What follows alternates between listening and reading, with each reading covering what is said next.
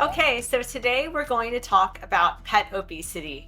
How do I know if my pet is overweight? First, I want to share just a little anecdote that I read years ago. It was on a Post-it note. The best thing about being a dog is that if you gain weight, it's someone else's fault. Sadly, that's what it boils down to. Being overweight or obese for our North American pet population is the #1 preventable disease. What we'll talk about today might be familiar. It's the body condition score chart. There's two versions. One goes through 1 through 5. The other is 1 through 9.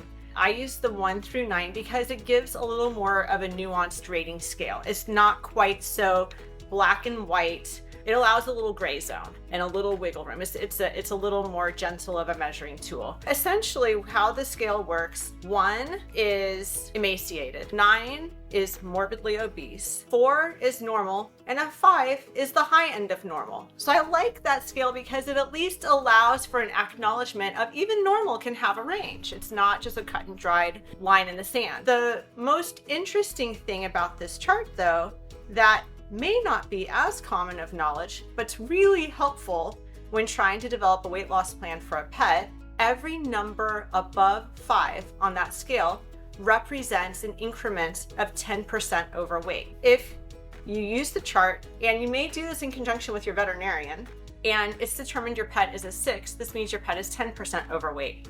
A 7, 20% overweight, and so forth. If you know where you're starting from, then it's a lot easier to know where you need to go. So some of the questions that the body condition score chart asks us: can you feel the ribs easily with only a thin layer of fat? Just sort of being able to tell that there's ribs in there, that's not an easily felt rib.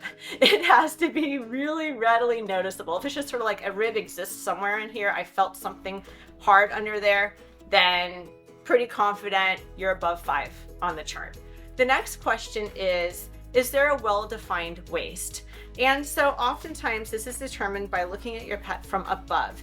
When you get to behind the rib cage, do they narrow in? And when viewed from the side, do they tuck up? That's what consists of a well-defined waist. They can have love handles. And sometimes pet owners will bring their dog in because they're concerned about a tumor or a growth that has come up on the pet.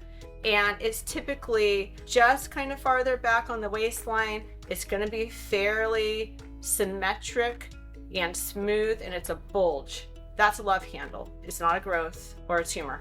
Again, if your pet has love handles, the waist is not well defined. And then another one is, do they have a wide tail base? It happens to all of us if we gain weight, but that's another area where we can look to assess where we're at.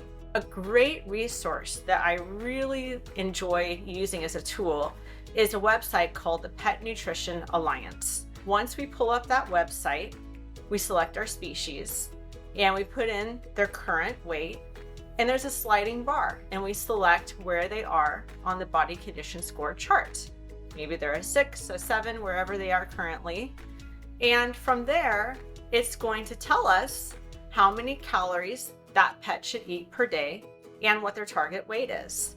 Thanks for watching. I hope that you learned something that you can put to good use today. Don't forget to hit the like and subscribe button to see more of this kind of content. And be sure in the comments area to leave suggestions for future videos.